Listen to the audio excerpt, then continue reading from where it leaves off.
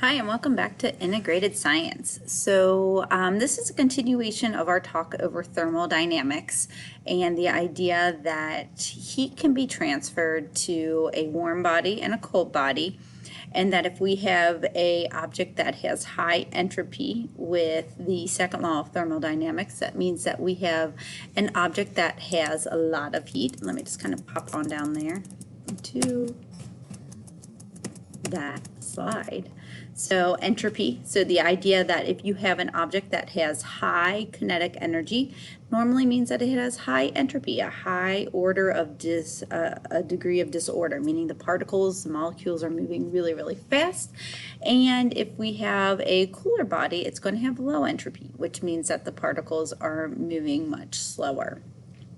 And so this second law of thermodynamics kind of piggybacks off of the first one, which is energy is not created or destroyed, heat is not created or destroyed. It just transfers back and forth, back and forth, back and forth. So we can have a high entropy, go to low entropy, and then it could be heated up and then move back into high entropy. So it just moves back and forth, just like what we talked about with the law of conservation of energy. Our last, and then we talked about endothermic and exothermic. Endo is when heat is moving into a system, and exo is when it's leaving, it's exiting. Bye-bye.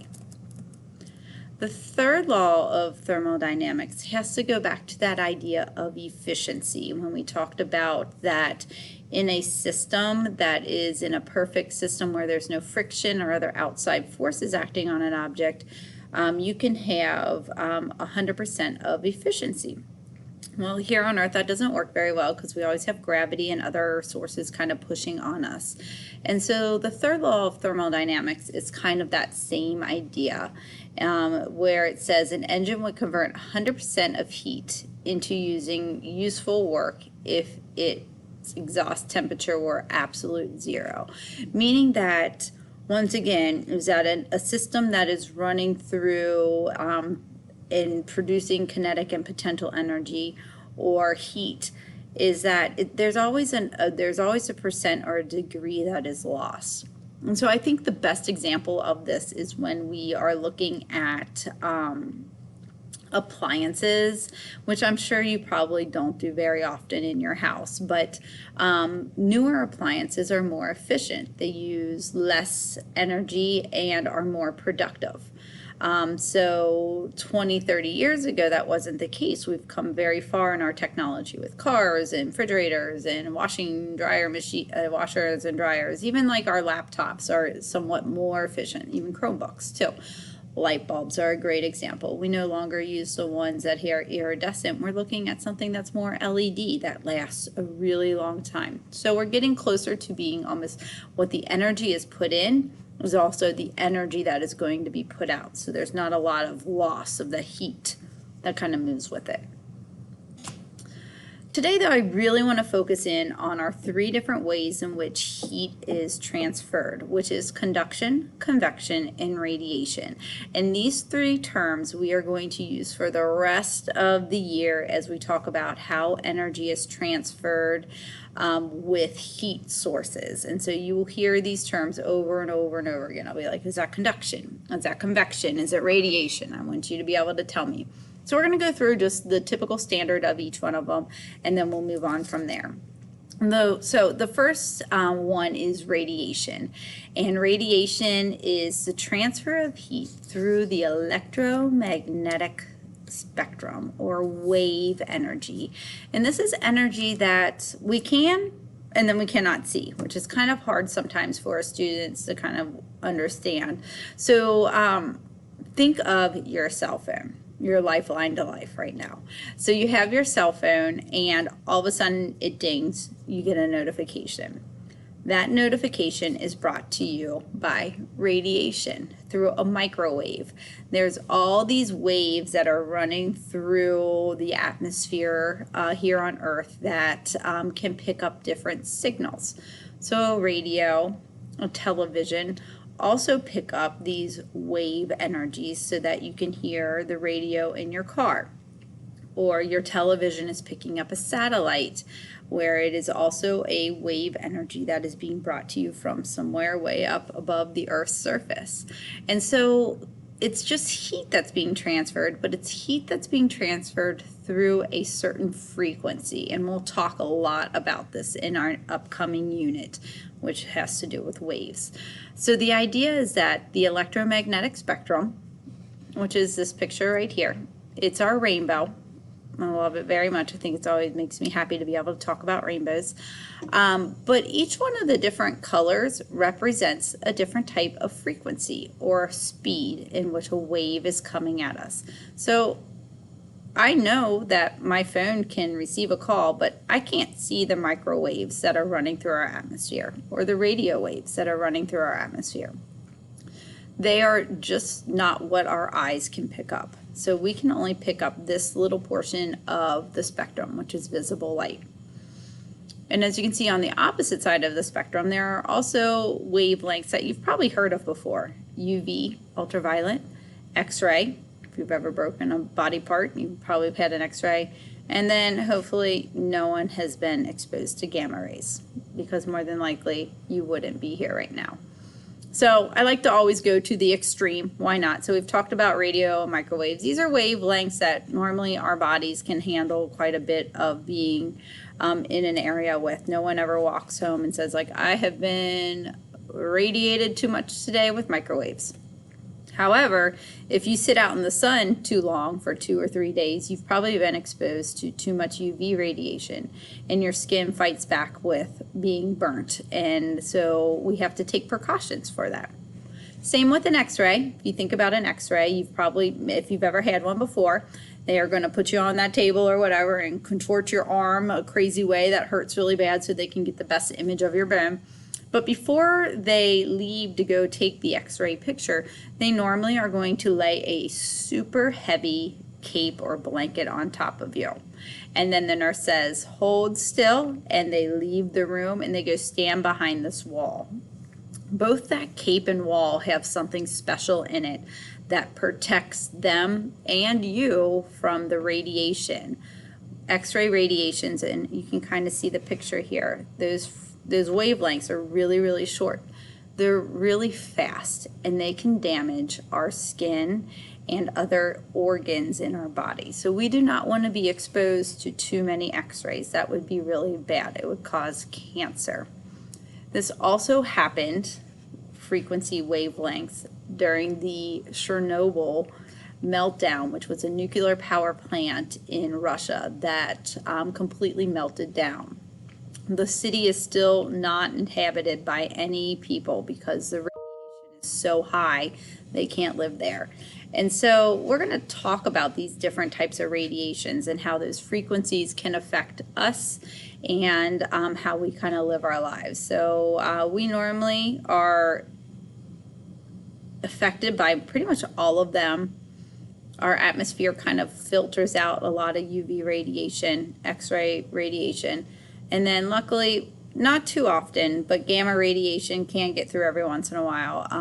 Some different bombs have released gamma radiation, but the one we'll talk about mostly in this class has to do with the supernova that creates that type of radiation. So normally way out in space. So luckily we're not affected by it too much. The other type of heat energy transfer that we're going to talk about in this class is convection. So we have radiation and convection. And this one you'll see quite a bit. So convection is the transport or transfer of heat within a fluid or a gas. So radiation was through a wave, a frequency, which can travel through all different types of mediums. Whereas our convection, our medium, our material that it can move through is a liquid or a gas. So you can have convection in the oceans, for example. When we see hurricanes happening, that's actually a process due to some of the water being convected around. If you think about, if you've ever heard of like Finding Nemo is a great example. So when he is talking to Crush and they're like, oh, you need to get to the EOC, dude. That is a ocean current that is moving through the body of water, and it's convection. It's taking warm water to cooler spots, normally the North or the South Pole, and then it's taking cold water to warmer spots. So what happens is that warm water, warm gases rise up, they get to a certain point where they start to cool off, they lose their entropy, they lose their energy, and they sink back down.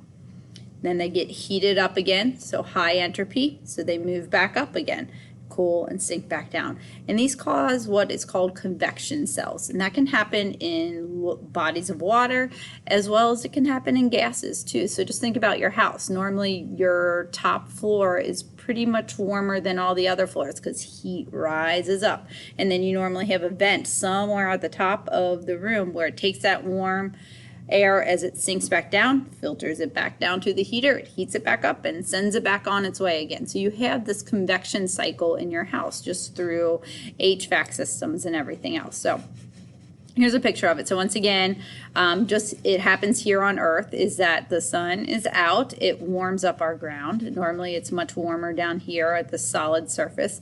So the warm air rises as it heats up, then it hits our cooler upper atmosphere, cools off, loses entropy, sinks back down. A boiling pot of water is the same example. Heat source is here, warm gases are going to rise, it's going to bubble up, it cools off as it hits up here because it's not as warm as in the pot, and it sinks back down. So you get that rapid boiling motion, and that is convection. Our last one is conduction, and conduction is just the process of transferring energy, transferring kinetic energy through a solid. So once again, we're talking about molecules. So contact on contact there. So the picture I have here is someone sticking like a nail into a flame. That nail is going to warm up. That is conduction. One heat transfer is sitting on the next one and it transfers. And so we have good conductors and we have bad conductors. So if we think about our periodic table, our metal section is a great conductor of energy. So a lot of our wires are made out of copper and aluminum because they're allowing that energy to transfer through a system. We don't make a lot of wires or anything out of like wool or salt or anything like that. That's poor conductors of electricity. So finally, our last part that I want to talk about is what we call specific heat. And specific heat is described as how much energy is required to rise an object's temperature, meaning that some objects, due to the way their molecules are set up, need a little bit more of a boost in order for their energy to be transferred from one energy to the next. So as you can see, if we look at our joules of energy, water has a very high specific heat, whereas lead does not. Well, if we think about it, water is a liquid. You can see ammonia here is a gas at 2,000. Lead and gold are solids. So actually all these right down here, even from graphite, are all solids. Well, look how low their specific heat is. And that's just because the particles are really close together. So when you heat them up, they're going to start vibrating very, very fast. And so they have high specific heat because they can change they have low specific heat because they can change their energy really quickly. Whereas water and gases, you can see, are super high. So it's much easier to change the specific heat of a solid versus a liquid or gas.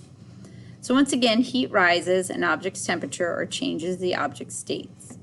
While a substance is melting or boiling, the temperature does not change. And we call that a phase change, meaning that it just stays that same temperature until it moves into the next one. So water is a great example. You can have it as ice. If you increase the temperature, as it starts to melt, it stays the same temperature, just kind of like as we stop and think about other things. And then it's going to completely turn into liquid. We can add more temperature again, and then it will evaporate out. And so that's specific heat. But our big terms today are conduction, convection, and radiation.